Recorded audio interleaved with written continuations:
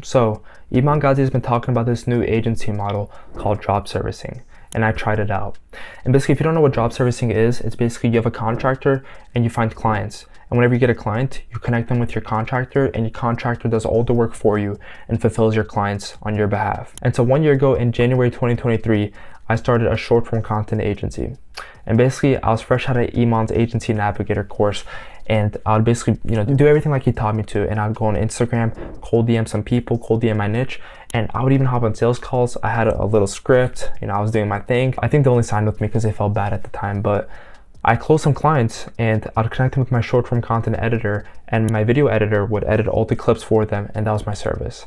And honestly, even though I still didn't have a full grip on what I was doing, I was able to scale to $5,000 per month, which, if $5,000 times 12, that's 60 grand per year, which is decent money. That's above the average US salary. But I still wanted more. I felt like I was destined for more. And I realized that if I kept doing everything except fulfilling the clients, so for example, I was doing all the outreach, doing all the sales, the only thing that I wouldn't do and I had someone doing for me was the video editing.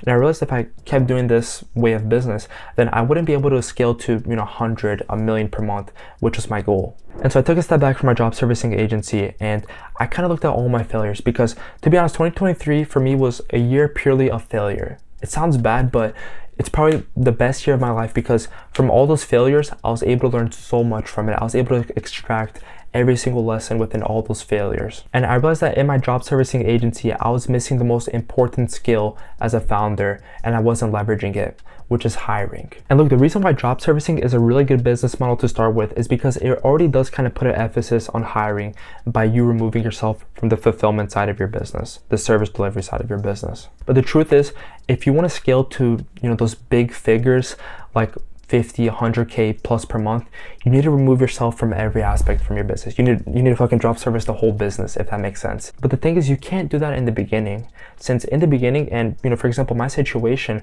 I was working a part-time job. I didn't really have a whole lot of money to use towards my business. And so in the beginning, for the majority of people watching this, your money is worth way more than your time in the beginning. So you have a lot more time than money when you're first starting your business. So you can use your time a lot more than your money, if that makes sense. And so that's basically what I did. I did all that outreach myself. I did all the sales, like I said. I did everything except the actual editing of the videos. But the problem that I made was that I didn't document it. And basically what I mean by documenting it is creating standard operating procedures, SOPs. I know it sounds like this big fucking crazy fancy word, but the truth is it's really not. All a SOP is, it's a checklist of how to do a specific task or activity in your business. And so, for example, if I'm doing outreach, I create a step-by-step checklist of how to do outreach. And whenever I hire someone to do outreach for me, I give them that checklist. And so that way everything's systematized. It's like the little fucking conveyor belt in the factory. And me not doing this cost me a whole lot of time and money, because I was doing everything, I was learning everything, but I wasn't documenting it. And I was trying to hire people, and I was spending time on trying to train them, but I wasn't doing it properly. And they would leave after, a few days because they weren't getting the results needed, but it wasn't their fault, it's my fault because I wasn't running the business properly. And so I took a step back and I learned, hey, I was doing everything correctly, except while I'm doing everything like outreach and all these little tasks that I'm gonna eventually have to hire people to do for me, please make sure to document it and to systematize it, and to just basically create checklists on how to do it, so you can pass those checklists on to someone else to do it for you. And so you can basically job service your whole business, and you can remove yourself as the founder, because your job as the founder isn't to be the person doing the outreach or the sales. Because think about it, is Jeff Bezos the one in the Amazon warehouse packaging up the boxes and sending them off? No. Is Elon Musk the one in the factory fucking making the cars and assembling the tires, and not even know how to make cars, but and driving them and stuff? No. And so this is something that I had to learn, is that as a founder, your main task, your main priority is to move the business forward by being a leader and molding everything together. And that's exactly what I plan to do to scale my short form content agency to over 150 grand per month this year in 2024. And so once I realized that, me doing everything myself and just having someone edit the videos for me, that wasn't going to get me to the goal that I wanted to get to, I spent months taking a step back and systematizing everything. Like I said, creating checklists, creating SOPs of how to do everything from how to do outreach to how to edit the videos to how to give the videos to the clients. And so basically when I hire someone, they know what to do, and they have a clear set of rules and a path laid out for them on how to do these tasks. because all these people are better at solving these little narrow problems than I am. You know, the editor that I'm gonna hire is better than editing that I am. I'm shit at editing. I'm so, like, I don't even know what like software to use. But as a founder, you don't need to know exactly what software to use, since you're the one with the vision and you're just moving the company forward by molding everything together and being a leader. And if I had to restart with my job servicing agency, the main thing that I would do differently is, instead of getting comfortable with me doing everything myself and just having someone edit the videos, what I'll do is systemize everything and hire people as soon as I get money from a client. And Iman always talks about the global marketplace. And basically, you know, for example, in my situation, I'm lucky to live here in the US as a first generation American.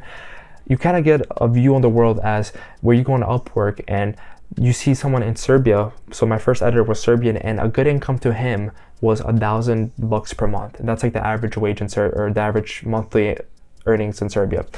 And me working a part-time job and getting money from clients, it wasn't that hard for me to pay him $12 per video. You know, I would offer 30 videos to my clients per month, and that came around to, I think, $360 per month.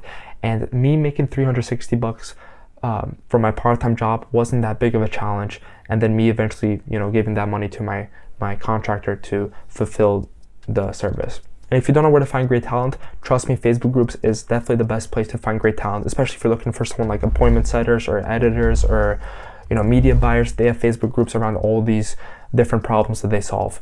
And so just go to a Facebook group, make a posting, and you'll have so much people reaching out to you looking to work with you. Alternatives are Fiverr, Upwork, onlinejobs.ph. These are all great places to find global talent and take advantage of a global marketplace. And so basically, to sum it up, job servicing is a great business model to get into, but if you want to hit those 6-figure per month goals, those $1 million plus month per goals, you're gonna have to learn to transition that into a real business. And to do that, you're gonna have to create systems, create standard operating procedures, basically checklists, and you're gonna have to hire people to do everything for you. And you're gonna have a vision for your business, and you're gonna have to lead your agency and innovate constantly. And that's exactly where I am right now. I'm right in the middle of that transitioning period.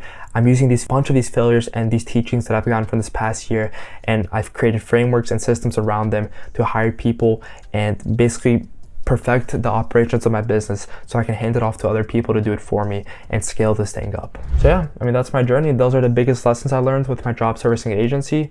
Those are my plans for the future with my agency. And if you got any value from this video, please hit the subscribe button, and thank you for watching. I'll speak to you soon. Bye.